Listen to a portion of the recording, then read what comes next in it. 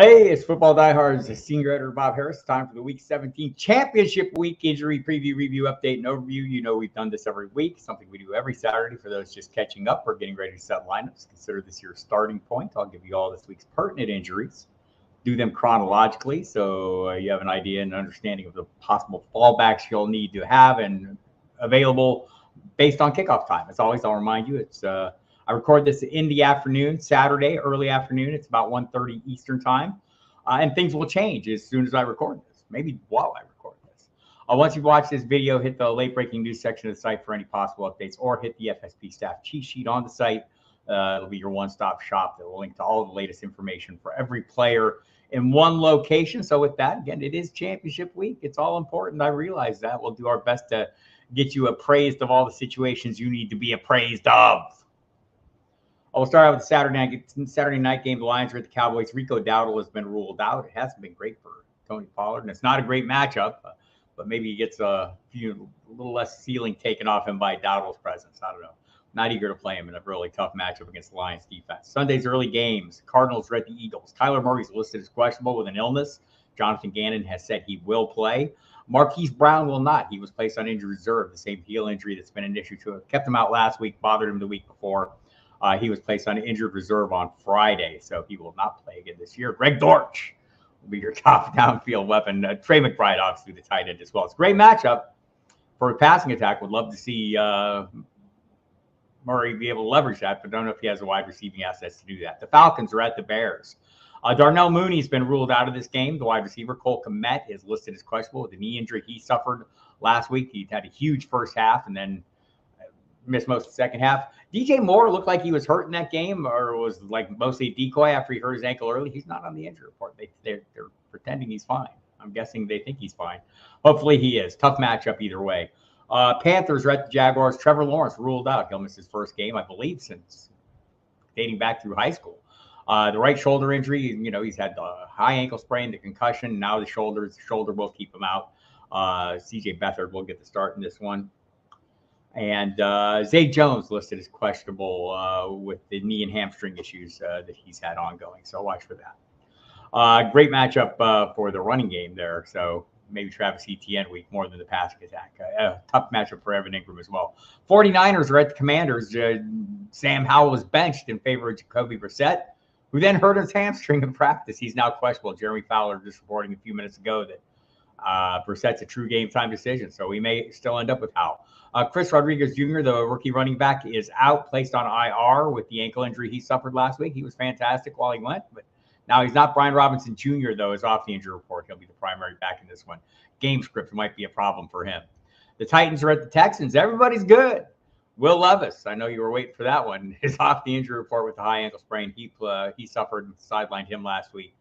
He will play off the injury report. So is CJ Stroud. That's the guy we've been waiting for.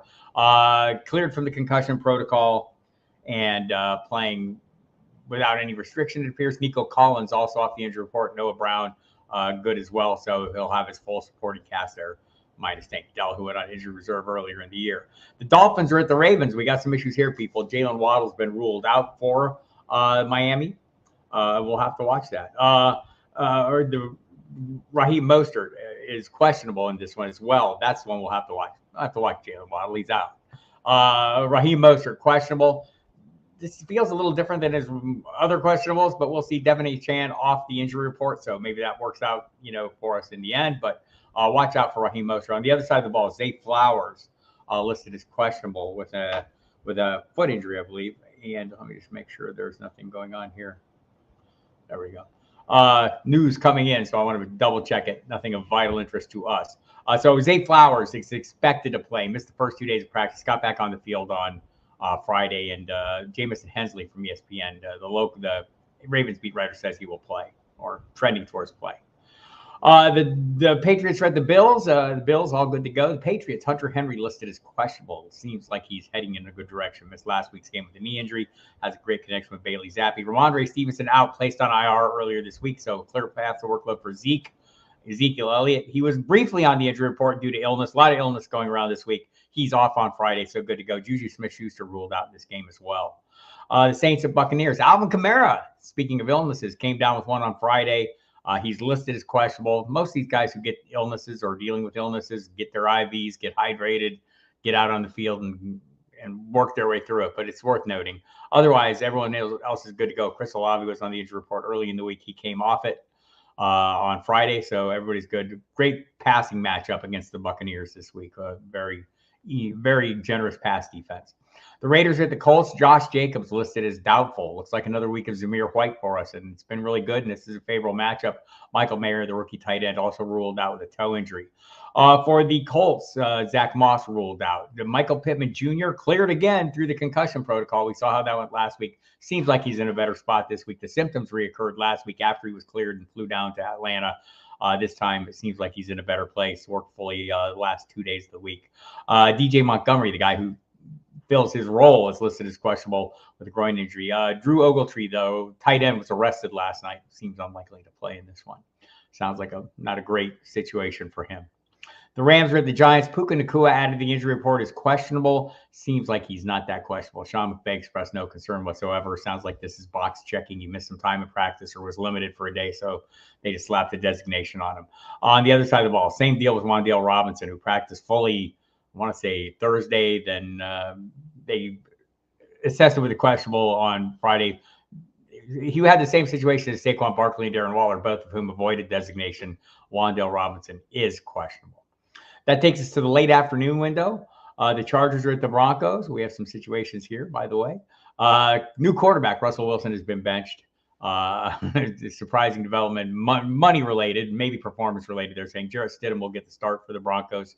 We saw him do this before last year and with the Raiders. Similar circumstances, too. They didn't want to be on the hook for Derek Carr's contract, so they put Stidham in. Same deal with Russell Wilson. He has injury guarantees they don't want to be on the hook for because they're moving on after the season. So Jarrett Stidham gets to start. Cortland Sutton will not be playing. He's out with a concussion. Jerry Jeudy and Marvin Mims Jr. both questionable. Jeudy with an illness seems likely to go. Mims with a hamstring that came up during the week. That's maybe a little dicier, so we'll have to watch that. Keenan Allen and Josh Palmer ruled out on the other side. Allen, the ongoing heel issue. Palmer has the concussion, had a concussion. He's in the protocol, so that's a problem for him. The Steelers are at the Seahawks. Kenny Pickett, of course, questionable, but he will not play. Mason Rudolph locked in as the starter. Had a great game last week. George Pickens had a great game. We'll see if they can carry that over. Excuse me. On the other side of the ball, Kenneth Walker III is listed as questionable with shoulder and illness. So he played through the shoulder last week. Maybe this is more illness. Maybe not. It's late afternoon kickoff. Have fallback options in place. And same with DK Metcalf, who did not practice either of the last 2 days, Thursday or Friday, due to a back issue. That's a little concerning to me, so you want to watch that. And then we get to the Bengals and Chiefs. There's another one we're going to have to watch out for, right? By the way, I should have said on the Giants, Tommy DeVito was benched in favor of Tyrod Taylor. I missed one of my many benched quarterbacks. I apologize for that. Tommy DeVito out, Tyrod Taylor in. So we'll get on to the Bengals and Chiefs. Isaiah Pacheco is listed as questionable concussion to shoulder. He's got to be cleared to play. He did get on the practice field, so got that questionable designation. Clyde Edwards-Helaire, who would fill in for him, is listed as questionable with an illness. Kadarius Toney's ruled out. Mecole Hardman will be returning from IR. So on Pacheco and Edwards-Helaire, they did do an elevation today. They had two backs on the practice squad, Deneric Prince and Keontae Ingram, the former Cardinal. They elevated only one. So that makes me feel like they think they also have LaMichael Pirine on the regular roster, but they had two guys on the practice squad. They elevated one, so I think they think one of these guys is going to play, whether it's Pacheco or Edwards-Helaire. Whoever plays is a great spot, right? You'd love to see it be maybe Edwards-Helaire. If there was no Pacheco, you'd expect a full workload without concerns of setback or injury issues. So you'll just have to watch that one and see how it plays out. On the other side of the ball, Jamar Chase. Listed as questionable. Seems like he's trending in a positive direction, but they're playing coy. He was talking a lot of smack, though, yesterday about this Chiefs secondary. I hope he ends up playing because otherwise he put his teammates in a bit of a pinch and left them to cash the check his mouth wrote. So Jamar Chase, questionable with the shoulder injury that kept him out last week, but seems to be trending. It was limited practices each of the last 2 days. Sunday night game, it's the last one. There's no Monday night game this week, people. So all the games finish up on Sunday. The Packers are at the Vikings. Jordan Addison is listed as questionable for this game. Seems dicey to me. KJ Osborne would step up in his place. If not, there's a quarterback change there too, though. Jaron Hall, the rookie, comes in for Nick Mullins, who wasn't great last week. So they're going to give that a shot. For the Packers, everyone came off the injury report except Dontavian Wicks, who is listed as questionable with chest and ankle injuries. Christian Watson is doubtful again with the hamstring. Seems like he won't play. Luke Musgrave also doubtful. But Aaron Jones and AJ Dillon and Jaden Reed, most importantly, came off the injury report this week. So all those pieces there. So there you have it. Good luck in your championship games. It's been a great season. Look forward to a great offseason. And thanks for checking out these videos all year long, being a subscriber. We appreciate you very much.